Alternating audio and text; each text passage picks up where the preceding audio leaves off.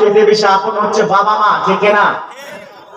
বাবা মা সম্পর্কে রব্বুল আলামিন বলে দিয়েছেন, ক্বাদা রাব্বুকা আল্লা তা'বুদু ইল্লা ইয়্যাহু ওয়া বিল ওয়ালিদাইনি ইহসানা। আল্লাহ বলে দিয়েছেন, ক্বাদা রাব্বুকা, this is the very obligatory, আল্লা তা'বুদু, আল্লাহর ইবাদত করতে হবে, ওয়াবিল ওয়ালিদাইনি ইহসানা, আর পিতামাতার উপর সদাচরণ করতে হবে, ঠিক না? এই কথা একজনের, তিনি কি? নামাজ পড়া, এটা কি? কথা বলছেন না? নামাজ পড়া কি? একসাথে সমস্যা করে নামাজ পড়া কি? আর পিতামাতা সেবা করা সুন্নাত, নফল, মুস্তাহাব? Not at all, this is also obligatory. এটা অবশ্যই অবশ্যম্ভাবী অত্যাবশ্যক একটা ইবাদত। নামাজ পড়া মাত্র 5 বার ফরজ। Every single day we have to practice minimum 5 salah in a day. মাত্র 5 বার নামাজ পড়া ফরজ।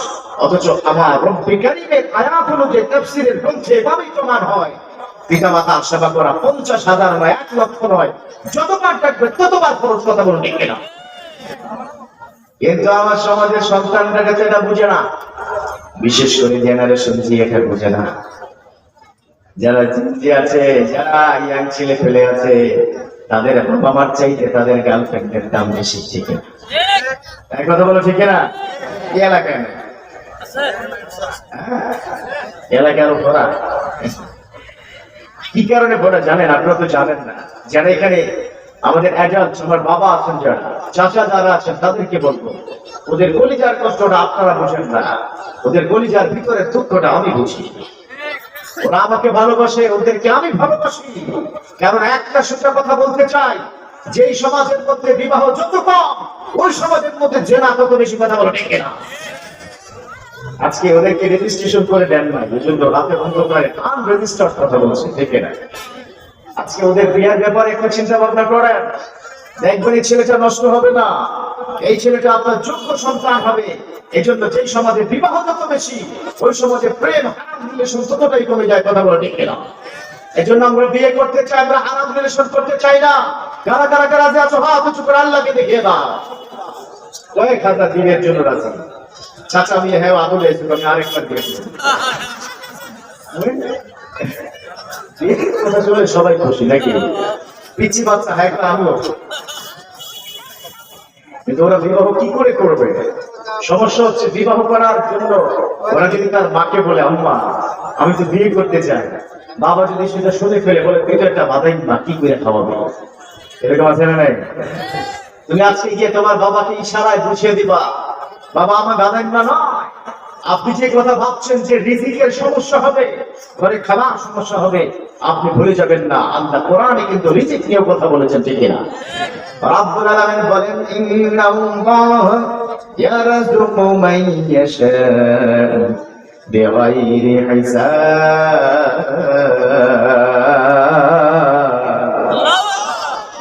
তুমি তোমার বাবাকে বলে দাও, আল্লাহ, ইন্নাল্লাহ, নিশ্চয় আল্লাহ, ইয়ারযুকু মান ইয়াশা বিগাইরি হিসাব, যাকে খুশি যত খুশি তিনি রিজিক দান করবেন। আল্লাহ যাকে যত খুশি রিজিক দান করবেন, এটার অধিকার একমাত্র কেবলমাত্র একজনের কাছে, তিনি কি? আজকে বলে দাও, বাবা তোমার ঘরে যে মেয়েটা আসবে সে তার রিজিক নিয়ে আসবে। কথা বলো ঠিক না? বিশ্বনবীর একজন সাহাবা বললেন, ও নবী, গত 1 মাস আগে একটা বিয়ে করছিলাম, কিন্তু ঘরে তো খাওয়ার মতো কিছু নাই, বাইরে যাই কাজ কাম যা কিছু করে অনুযায়ী 2 জন মানুষ খেতে পারি না। ও নবী, আল্লাহর কাছে বলে দেন, আল্লাহ যেন আমার রিজিকের সন্ধান করে, আল্লাহ যেন আমার রিজিকের একটা ব্যবস্থা করে দেয়। বিশ্বনবী বললেন, যাওয়ার কোনো কথা নেই, আরেকটা বিয়ে করো। কি করবো? আরেকটা বিয়ে করো। সাহাবা বললেন, ও নবী, এটা কি কইলেন? তাড়াতাড়ি আরেকটা বিয়ে কর। বললেন, নবী, একটাকে খাওয়াতে পারি না, ওর জ্বালায় ঘর থেকে বাইরে যায়। ও নবী, পরে যদি আরেকটা বিয়ে করি কি হবে? 2টা মিললেই তো আমার ফিরাইব। বিশ্বনবী বললেন, কোনো কথা চলবে না, যাও যাও আরেকটা বিয়ে করে ফেলো। আমার নবীকে বলেছেন, there is no alternative, you have to marry one more time, আরেকবার তোমাকে বিয়ে করতে হবে, মেয়ে যাও। এবার বিশ্বনবীর দরবার থেকে মনটা খারাপ করে তিনি রওনা করলেন বাড়িতে। দ্বিতীয় একটা বিয়া করলেন।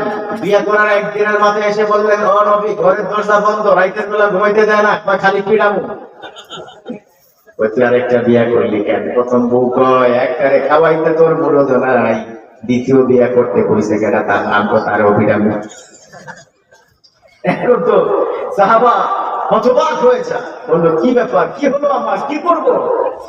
বিশ্বনবীর কাছে গিয়ে বললেন, নবী, আমার উপায় নাই, দ্বিতীয় বিয়া করে তো আরেকটা মহা বিপদে পড়েছি, ফেসাতে পড়ে গেছি। বিশ্বনবী বললেন, তাহলে আরেকটা বিয়া কর। আরেকটা কি? আরেকটা বিয়া কর। ও নবী, এবার তো আমাকে দুইজন মিলে পিটানোর প্ল্যান করছে, 3 নম্বরটা করলে তো শাহাদাত বরণ করতে হবে, 3টা মিলে আমাকে মেরে ফেলবে। বিশ্বনবী বললেন, না, তোমাকে যেই কথা বলেছি সেই কাজটা করো, তৃতীয় বিবাহটা করো, যাও, যেটা বলছি সেটা করো। এবার যাওয়ার সময় বললেন, খাইছে রে, ওই দুইটা যদি জানে 3 নম্বরটা ঘরে ঢুকাইছি, 3টা মিল্লা জামাতের সহিত ফিরেবে। জামাত বুঝেন তো, 3 জন হলে জামাত হয়ে যায় না? 3 জন মিলে জামাতের সহিত পারবে। বাড়িতে গেলেন, দ্বিতীয় আর একটা বিয়ে করলেন। এবার বিশ্ব নবীর ওই সাহাবা 1 মাসের মধ্যে আর নবীর কাছে আসে নাই। 1 মাসের মধ্যে খবর নাই। নবী তো ভাবছে ওই পিড়ে মনে সাধু বানালাইছে, চিন্তাবি না। 1 মাস পর বিশ্ব নবীর দরবারে আসলেন, 3টে উট বোঝাই করা মাল রসদ হাতিয়া তোফা নিয়ে আসলেন। প্রণাম বাবা। আমার নবী দেখলেন তেলতেলা চেহারা, যার ওজন ছিল আগে 70, এখন হয়ে গেছে 110। খায়া এরকম আছে না নাই? এরকম আছে না নাই? এমন খাওয়ান খায় 110 কেজি। আবার ডাক্তারের কাছে গিয়ে বলে, ডাক্তার সাহেব, রুচি নাই, সকালে 12টা পরোটা 10টা ডিম। এরকম আছে না নাই? ডাক্তার সাহেব কয়, এত মানুষ ধরে তুই বরস না কেন?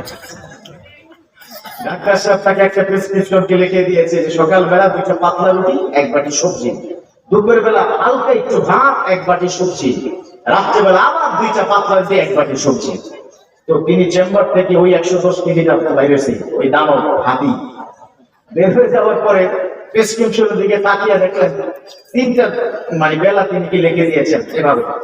তিনি আবার ডাক্তার রুমে গিয়ে ঢুকে বললো, ডাক্তার সাহেব, সব জিগাইছে, একটা কথা কি জিগাই নাই। এই যে আপনি লেখলেন সকালবেলা 2টা মানে রুটি, 1 বাটি সবজি, দুপুরে একটা লেখলেন না তো মানে রুটি সবজি, এটা কি খাবার আগে খাবো না পরে খাবো? তুই খোদার কথা বরস না খায়, এরকম আছে না? বেশিরভাগ সাহাবা এসে বললেন, নবী, আমি তো সেই সাহাবা, প্রথম বিবাহ করার পর আপনার কাছে এসেছিলাম, আল্লাহ যেন রিজিকের ব্যবস্থা করেন, কিন্তু আপনি বলেছিলেন দ্বিতীয় বিবাহ করো, তখন তো মায়ের একটা নিচে পড়ে নেই, সবগুলো উড়িয়ে নিয়ে ফিকে দিছিল। আর আমি 3 নম্বর বিবাহ যখন বলেছিলেন, আমি তো ভেবেছিলাম আমি শহীদ হয়ে যাব, কিন্তু নবী 3 নম্বর বিয়ে করার পর একদিন করে দেখলাম আমার স্ত্রীর হাতের কাজ, কুটির শিল্প। কুটির শিল্প কি জানা আছে তো?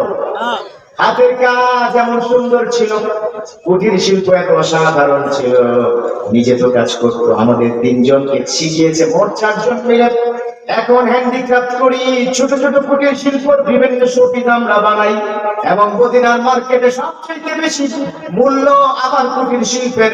1 মাসের মধ্যে আল্লাহ আমাকে বড়লোক বানিয়ে দিয়েছে। আল্লাহু আকবার।